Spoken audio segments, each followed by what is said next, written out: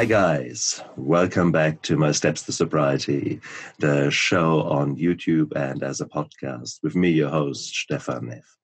Today is another day for a fantastic interview, and I'm very, very privileged to have today on my show, Jodi Aman. Jodi is a family therapist, a YouTuber, a fellow author, and she has some very, very important insights and great knowledge when it comes to the prickly topic of how to deal with those people we really, really love.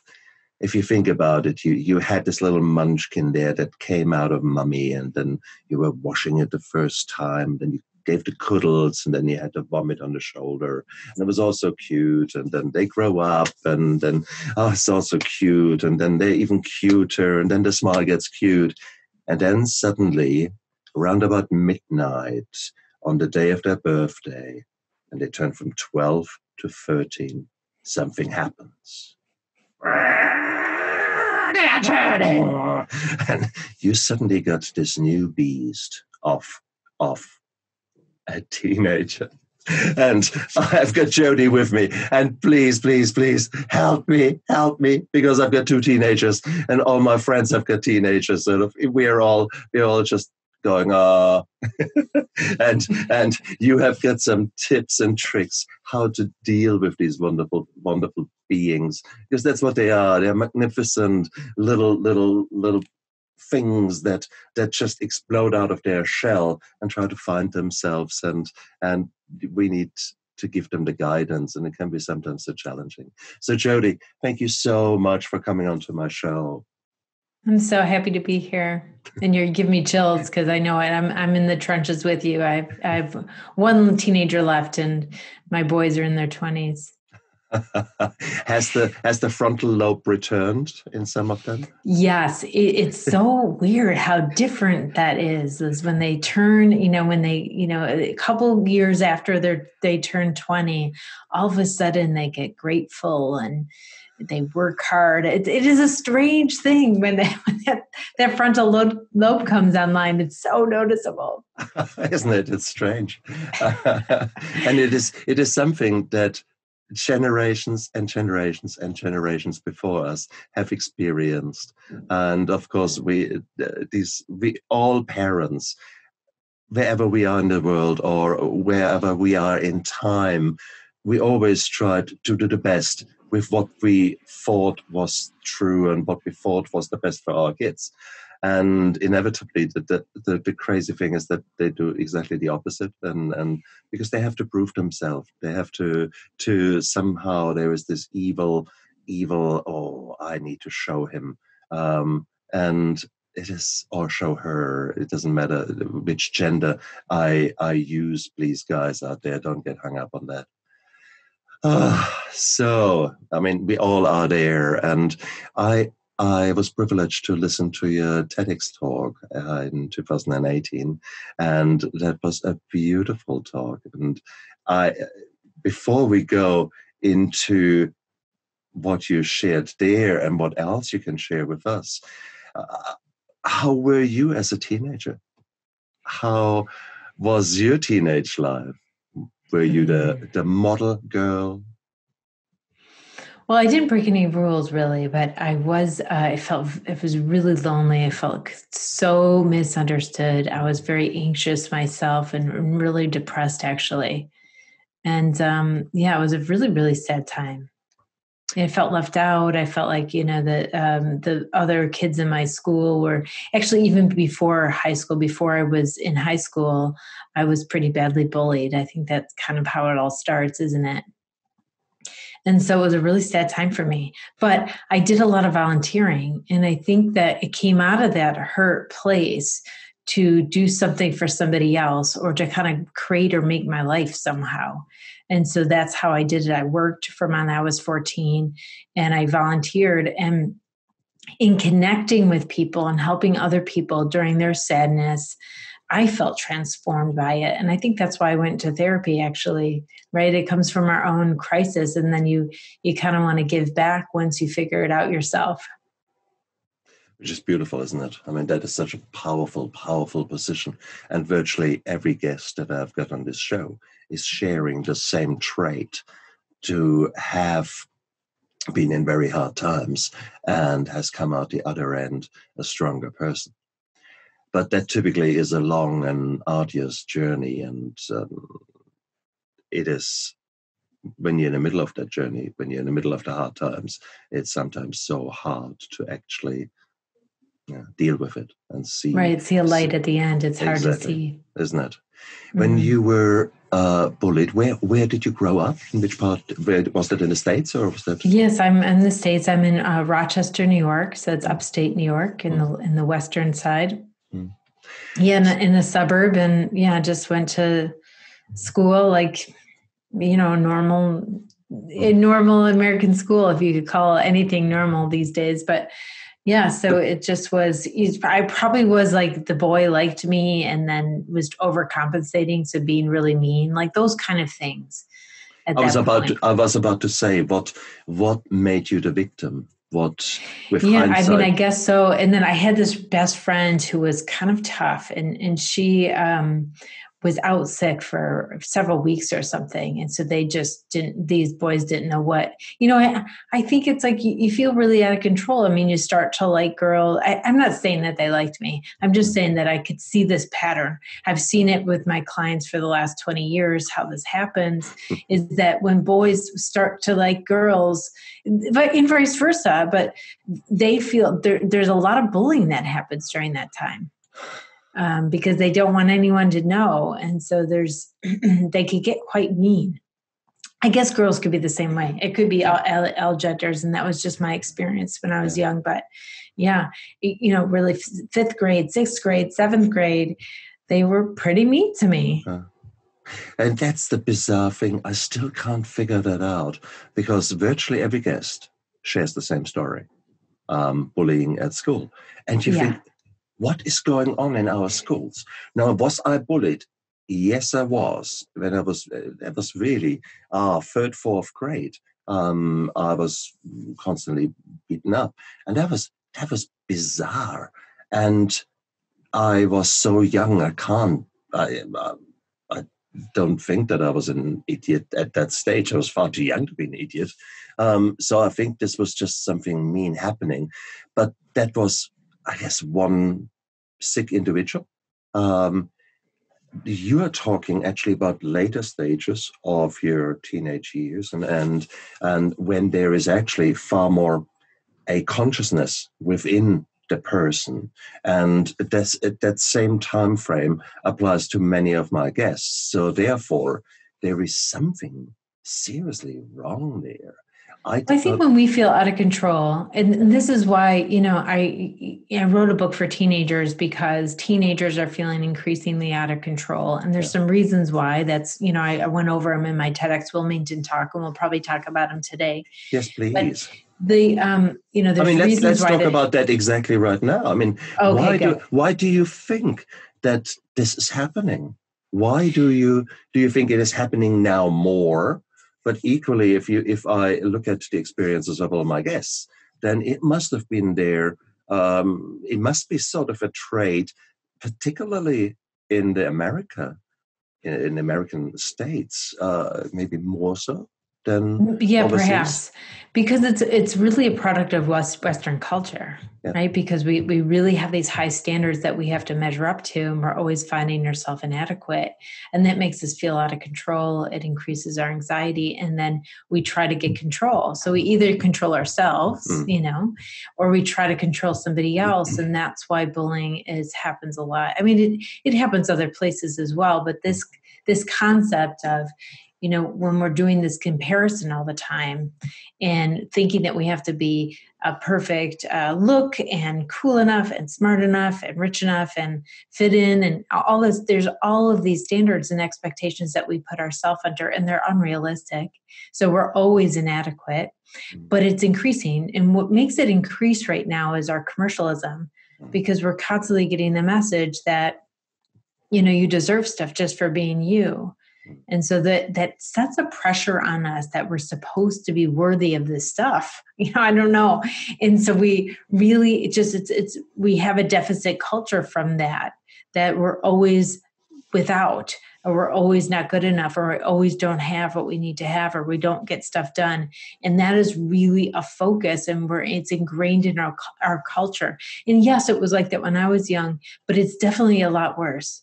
If you think about how you were young, and yeah, people had anxiety and people were bullying, and, but now there is a total shift in like ideas of work ethic or any kind of trust in themselves. Kids are highly adaptable and they have tons of skills, but they don't know it. Like they're just disconnected with their skills. And that's from our culture has disconnected with our skills. When we're so focused on all the deficits, we disconnect with what we can do, what we are able to do, what our talents are, our problem solving skills, like all of that we have, but we don't know we have it. And that's, I think, the biggest problem with teens right now. That makes perfect sense. And I guess I can actually follow that line of thought, and I follow it with a shudder down my spine, because I hold a very high yardstick to myself.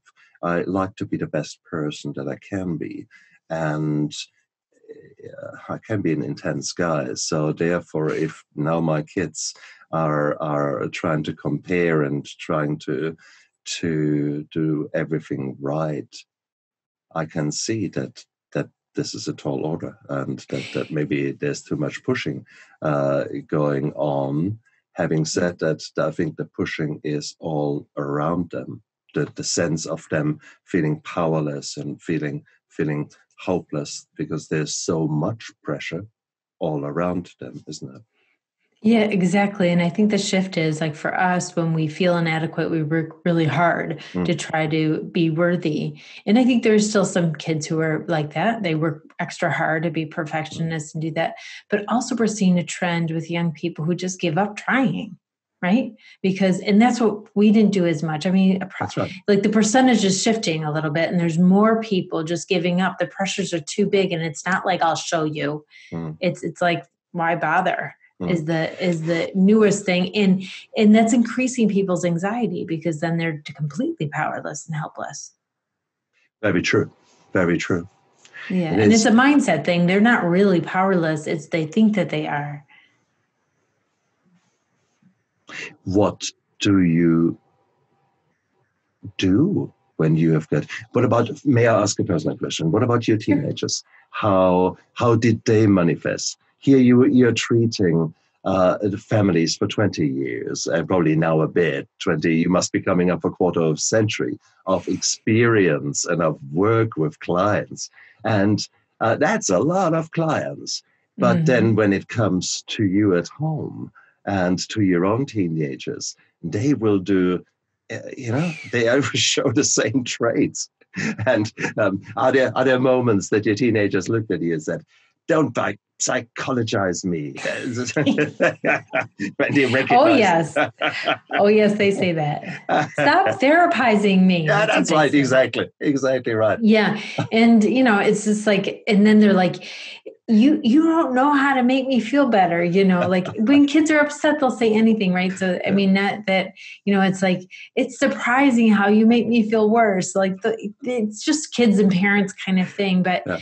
It definitely prepared me a little bit more, but nothing really prepares you for parenting, right? Because all kids are different. So it's not like you just do the same thing with each kid. And so we're guessing all the time. Even though I've been a parent for 28 years, like I am still guessing when the next problem comes up, because they need something different. There's a different context. Their head is different. Everything's different, right? Yeah. And so my daughter, we're in this pandemic, and so my daughter is, it's hard for people to be motivated. I've been speaking about this a lot on these interviews, is that people are tired. They're feeling really unmotivated right now. And I think it's because of the lack of activity.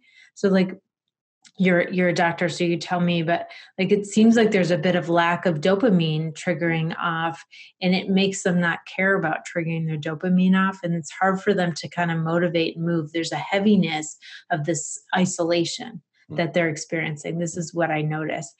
And so, so kids have to do stuff and then they'll want to do it. But everybody wants to do stuff. They're like, but I don't feel like doing it. Well, you're not going to feel like doing it till after you did it. You know, it's like a different way to think about how we do stuff. So my daughter's like, I didn't get anything done. And she's like all spiraling into the negativity. And she's like, I didn't get anything done. And I'm like, get up and start doing something. Don't sit here and, you know, rant about it and then spiral more. Like when you're feeling like this, as soon as you start feeling like this, get up and go, you know, put something away or, you know, start to move to get yourself out of it. And that, then you'll want to. Like, you don't want to do it. My son's the same way. He's like, I just don't feel like, you know, lifting weights or working out again. And I'm like, yeah, I think you have to do it before you want to. Out of interest, on the TEDx talk, close to the end, suddenly this young teenager jumps out and is brushing the carpet behind you. That was your daughter, wasn't it? Yes, yeah, that was literally. Hey, how did you get her to do that? I mean, this is when I do anything that is a little bit public, and I asked my boys, hey, can you give me a hand, for example, filming or even holding a light or something like that? Yeah, my kids won't even do social media for me. Like just follow people and they'll follow me back. Like, you don't have to even write anything.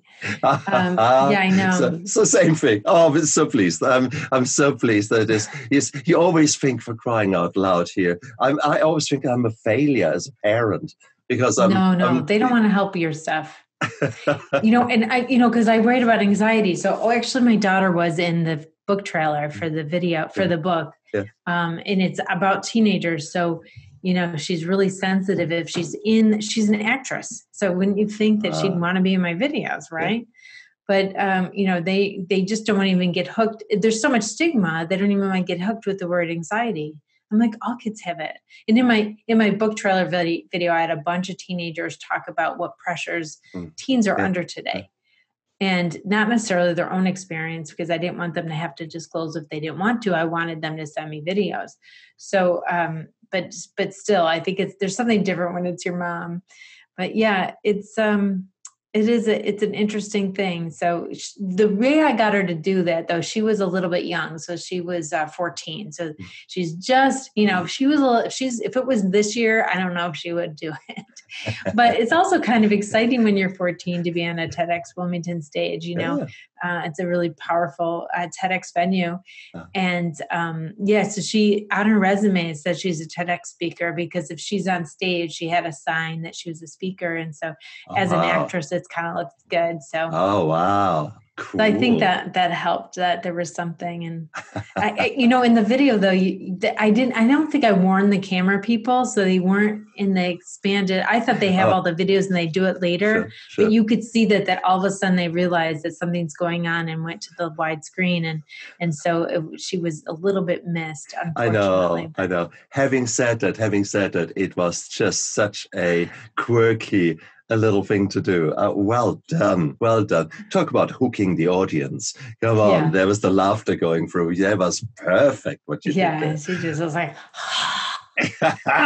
like so. And she went like this. Hey, that's right. Exactly. Really sarcastically. Exactly. Oh, brilliant.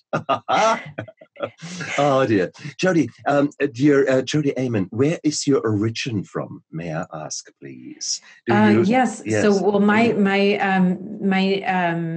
birth name is Lobozzo. So it's Italian. So I'm 100% Italian American, and so the second generation. Most of my grandparents. Yeah. My one grandfather was from Italy. So.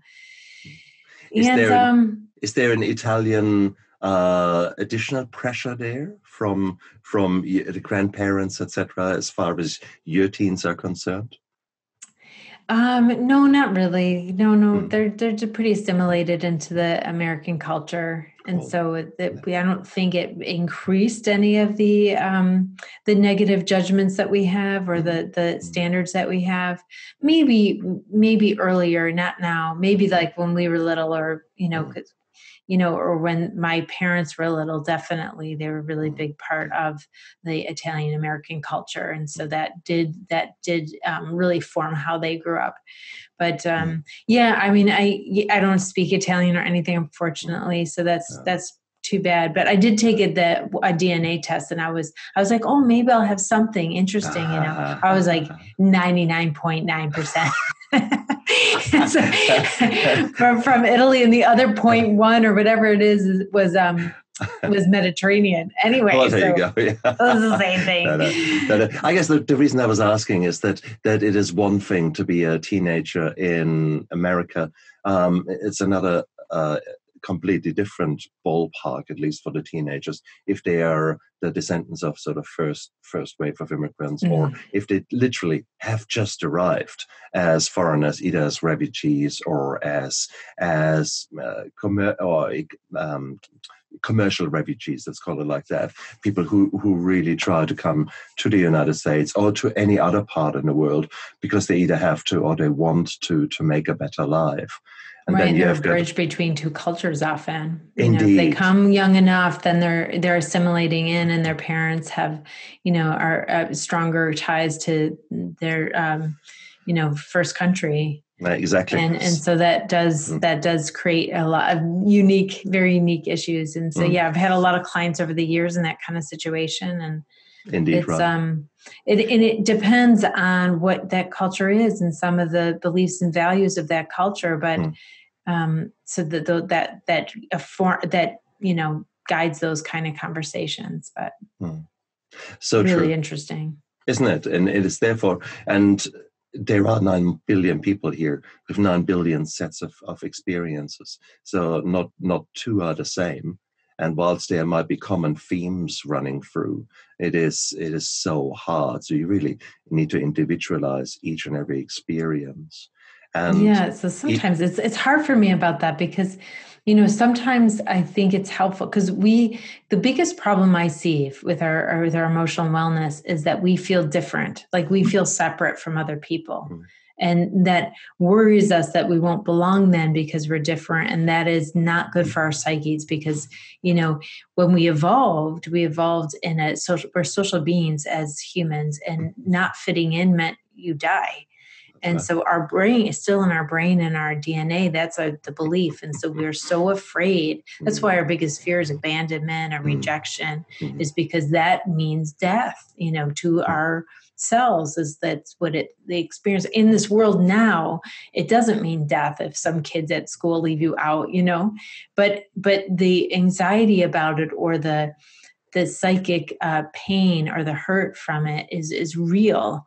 So and true. So, and yet, listeners out there, we're talking now, not yesterday or something like that. We're talking 40, 50,000 years ago when men were real men with ape skins over their shoulder. Right. And that was a time when you could only survive when you were living in a tribe, when you were living in a community. And the worst thing that could have happened to you is that you're basically thrown out of that community, because that typically meant certain death. So this brain evolved for 2 million years in hunter-gatherer times. Indeed. And it's only been like 2,000 years or whatever and even only in the last 100 years, in the last 50 years, we haven't been living in, multi-generational families as much. So think about 2 million years, and then just the last 50 maybe that we've had this idea of individualism. Yeah. And so there's part of me that you want to really be open to people's own story and experience and be able to listen to that individually and not make assumptions about what they should be experiencing. But there's also part of me that's if we really, because we feel we feel like what we're thinking is so unique, and it's not. There's so many people have those same kind of negative self-judgments.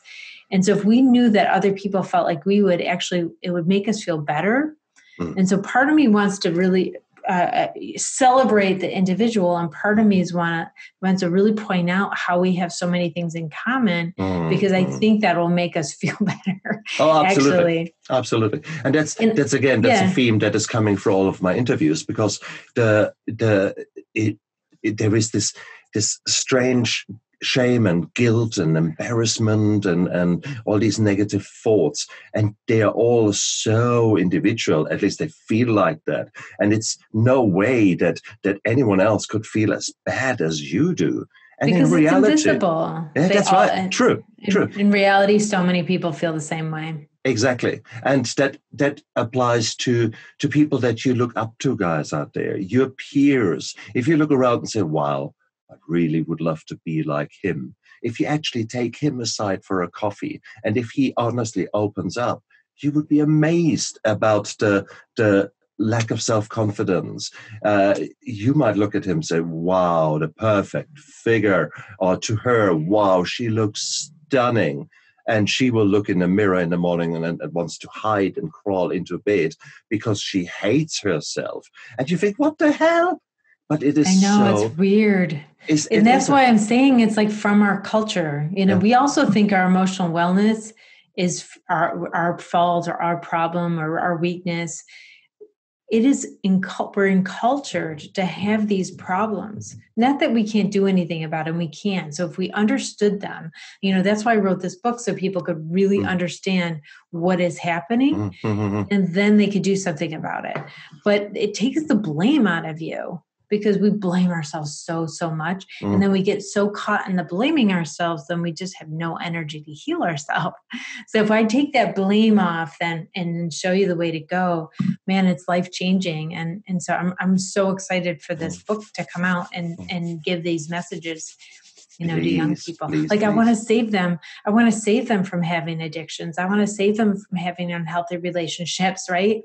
I want to save them for 2 more decades of hardship trying to figure out how to get over themselves or out of their head. If they get this in high school. I know. That's exactly what I'm saying. As far as I'm concerned, every high school person should have 4 weeks mandatory rehab. And just learn everything that we learn the hard way. And we're trying to figure out what this supercomputer can do. No one has the user manual. So you're tapping a few buttons, then get frustrated, have a drink, tap a few more buttons. Oh, that didn't work. Have more drink or smoke marijuana or whatever your crutch in life is. And then 20 years are gone by and your life is in tatters and you still don't know about the supercomputer. And then finally you end up in rehab as an alcoholic. And you think, duh, okay. Now there are all the emotions. There it is. You actually pull back the layers of masks that you've put on your face, the pretend, and suddenly the honesty comes out and you think, that's how it works. And you think, damn, if I would have had that at 17, maybe I would be not gone through all those stupid things. Exactly. Exactly right. Exactly. So right? yes, because then you have to, if you medicate any feeling you have, and then when you go through recovery, and you have to feel those, it's so uncomfortable. We have to get used to being uncomfortable, right? We have to realize that discomfort doesn't mean vulnerability or danger, right? We actually. I say this, and it usually hits people really strongly, is that we have to learn that being vulnerable is not dangerous. Danger is dangerous, right? Being vulnerable is not dangerous if there's no danger around. And so it's okay for us to feel uncomfortable and not be dangerous, but we think, this is not right. I don't want to feel this way. How do I get rid of this feeling? Well, just feel it. Don't judge it. Have compassion for yourself about it, and it'll pass through. But we just want to get rid of it so bad that we actually cause it to stay a lot longer. Either by medicating, so we have to deal with it later, or worrying about it, or going into that negative spiral. So it's so I think that's another message in this book, is teaching kids how to be uncomfortable, but actually they'll be a lot less uncomfortable if they do the principles in the book. Exactly what I write in my steps to anxiety, my steps to sobriety, please. Although I could have written the other book too. They go hand in hand, don't they? I mean, that's why we to Absolutely. avoid those feelings, those overwhelming Shit, feelings. yeah. That's why we use in the first place. I use the example when it comes to cravings, or when it comes to you absolutely needing that drink. It's the same technique as when it comes to an anxiety attack. You know that this is coming, and it's like you're in the ocean and you see there's a big wave coming towards you. Now, you might like that wave, you might hate that wave.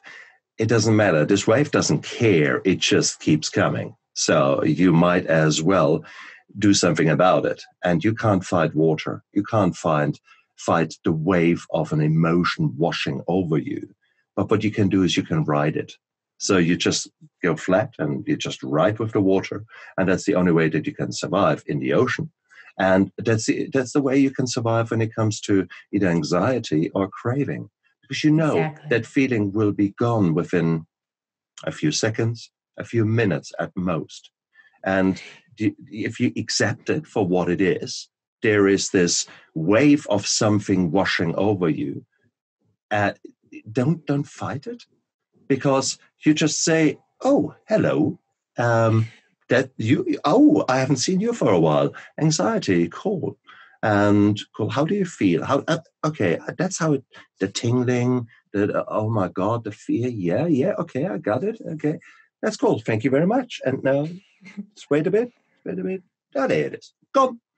And if you do that, you don't get that buildup, that bloody spiral of now having that negative emotion, that craving or that anxiety. And then you have got, oh my God, I shouldn't feel like that. And then the guilt comes, and the embarrassment comes. And then you layer and layer and layer. And ultimately, it becomes this huge thing. Yeah, and actually, it's exactly what I write about. We are so aligned. You No, have it is to see like this. Like the original problem, and then all the worry, and then all the judgment. Excellent. Oh, beautiful. And so it's either it starts out like this little tiny thing, which is over, it's a loss, it's huge, and it ends up to be all this with all that extra stuff.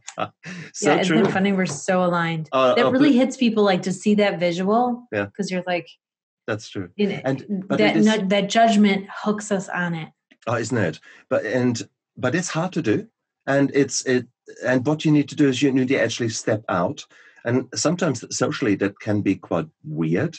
You're in the middle of something, and something hits you like that, and it's so important that you develop the insight, that you know what is coming, and then start developing the skills and the techniques to deal with that. Exactly. If you can do the breathing exercises. I mean, certainly breathing exercises is a huge thing for me when I get anxiety, or when I get overwhelmed. This kind of really taking a deep breath, truly taking a deep breath.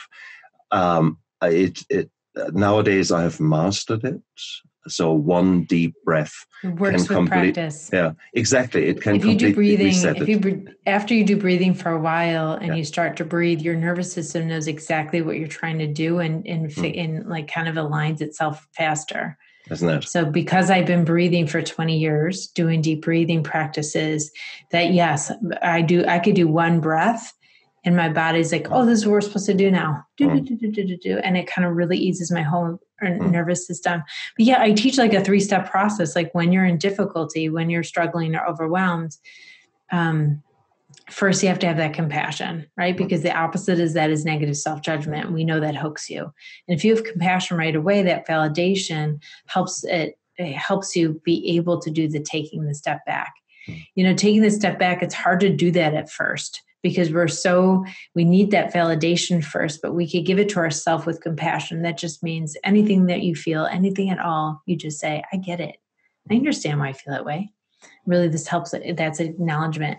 Then you take that step back. It could be like psychically, sometimes physically, you need a little distance to think. And I always tell people, ask to use the restroom, or just say, excuse me, because if you leave somebody, if you're upset and you leave somebody and they know that you're upset, they feel abandoned, and now they're like kind of triggered. And so it's a little bit harder going back into that conversation because they've been triggered. But if you say, oh, I have to go to the bathroom, they are not, no one's triggered. No one feels abandoned when you go to the bathroom. And so that works. And then from that distance, first of all, you're out of the chaos of it, out of the emotions of it, and you have so much more perspective. And then you could decide, number 3, what to do about it, how to respond.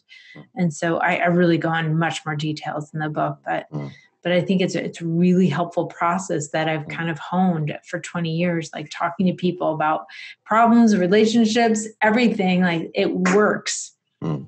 So true. It's a little time out that gives you time to think. And it is a very powerful, powerful thing. And if you look at the negative things that we do, we are essentially not knowing about it. We are trying to do exactly that. So Get you're validation. in the same. No, I'm thinking now about the little crutches that people do. Take an example. There is a discussion there, and you're hitting some points that person might not like, but he has got a cigarette. He might actually just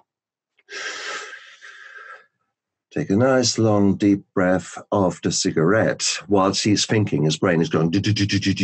So he took that time out by using a cigarette, or having the glass of wine, smelling a bit at it, having a sip, etc. Same thing. He's buying time. And why not use the same principle and just say, okay, I need to buy time here. I need to get out of this situation. So instead of using a crutch, why not say, okay, I need to go to the toilet? And that is such I think, a bit healthier solution, isn't it?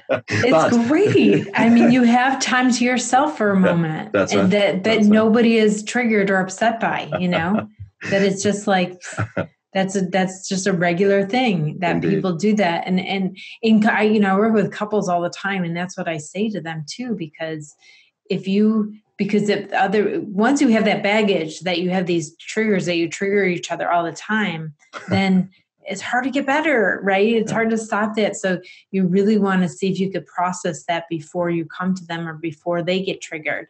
And it is so helpful. Makes all the difference in the world. So that piece of compassion is important, not to get sucked in that spiral negative. And people tell me, like, I explain stuff in this practical way that helps people get it. And so that's great. Well, exactly, Jodi. And that is so beautiful that there are people like you out there who have sort of figured it out and or are at least on the journey to figuring it out. I don't think we will ever figure it out 100%, but you have got 25 years head start compared with most other people out there. So therefore, guys, it might make sense if you find yourself stuck in the same repeating pattern that you don't like, that probably you might wish to do something about it. Remember the definition Get a guide. Exactly. The definition of insanity is trying to do the same again and again and again and expecting different outcomes. Yeah. Maybe it's time that you actually look for a solution and ask maybe a different question in your life. Not why me, why again, but maybe, okay, that has happened. How do I feel about it? Okay, cool. And then maybe, what can I do about it? And then suddenly your brain might come up with something, and you might say, I have listened to that podcast, and I watched this bald dude talking to that woman, and she had a book, and that book was sort of blue, I think I remember. Oh yeah, it had something to do with anxiety. Yeah. I might actually, okay, go out there. Just, this is your life. You have got a certain amount of seconds in that life. Now, each and every second, you can make a choice. You can make the choice to say, well, actually, yes, it all hurts, but it's all too much. And that's just, okay, you can keep suffering. That's okay. Or you can say, well, actually, it hurts. And I'm done with it. See, I'm even now getting to know you. That's my title. I know. I'm so done with you. I'm so done with you. So, anywho, I am done with the anxiety. That's absolutely true. So, it is so cool to actually take that step. And guys, do it. Do it. This and Jodi, to you, I'm actually so grateful that today I was able to spend time with you, because I forever, probably for the last 10 years, I have asked myself and others, why do you think that there's so much anxiety, especially in younger people? Why is the amount of labeling of anxiety disorder 1 in 4 young women? Why is there such a huge teen suicide rate? Or why is there so much self-harm? And the people that I talked to couldn't answer that question, because these were just normal people with whom I work, with whom I share my experiences, etc. And here we are talking to you.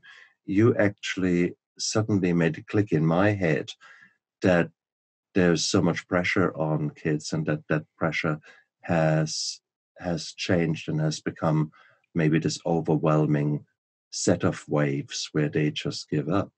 And we can't let that happen, really, because we love these little buggers. And so they have so much potential. They're so beautiful. I know. So you literally have changed my life with this video, because I will step away from the pattern of my own feelings towards my boys and towards their lack of action, and will rather actually see if I can remodel what we are doing, and if I can model the kind of behavior that I want to see from them. Because I think that's the one thing. If they don't take out the trash and don't wash up, well, let's wash up together, or let's clean up the garage together, even if it was their job. Maybe by us just showing that insight and being that kind of a parent, you might suddenly find a different behavior. And, if you do certain chores together, there's, of course, that opportunity to talk. Yeah, and that's great. Exactly. So maybe high time for some of us who are stuck in the same rut to rethink, because you only got one life and you might as well make the most out of it. And so, guys, go out there, think first, but then buy Jodi's book. And whilst you're there, you might as well go to Amazon and get my book, My Steps to Sobriety, because that is in there. There are so many gems in there where we explore all these kind of things in the setting of you having used alcohol for a long time as a helper, and it's really no longer helping. So there might be some solutions in there for many, many things. So look at the action plans in there and take it from there. People who are close to me that are on the path to sobriety, they are so much happier sober. At first it's hard, but their anxiety goes down. They feel less triggered by people, like people that they thought were bullying them their whole life. It was really clouded by the alcohol in a lot of ways, and they got defensive and the conflict was rising. And so things changed so much. They're so happy. They have so much energy to do stuff. So on the other side, I mean, it seems, it's often daunting for people, but on the other side, there's such control and happiness there. Is it not? There's it's really, really beautiful. And really that like deep learning about yourself and feeling more connected. That's what we need. We need to feel connected. And so, if you're looking for a sobriety path, get it, get the book, do it. I promise you'll be so happy that you did. Cool. Jodi, thank you so much for your time. It was an absolute pleasure and honor to talk to you today. Thank you for sharing all your insights there. If people want to get hold of you, if people want to work with you, how could they go about that? Yeah, so my website's jodiaman.com, JODIAMAN, and I have tons of online programs. I do work with people privately, and I even have tons of blogs for you on there. So lots and lots of resources, and all my books you can find there.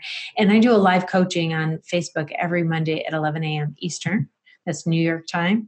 And so if you need to reach out to me, I'm here for you. Oh, that's brilliant.